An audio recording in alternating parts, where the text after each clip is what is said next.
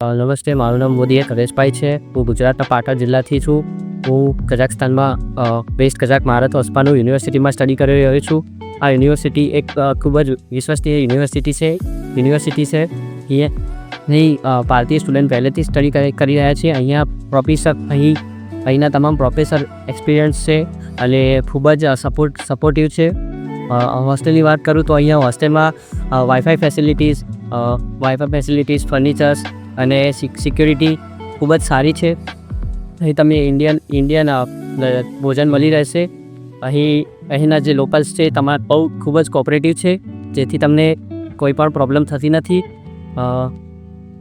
મારું તમામ પ્રોસેસન અહીંયા જેમ ઇન્ટરનેશનલ કંપની દ્વારા કરવામાં આવ્યું છે.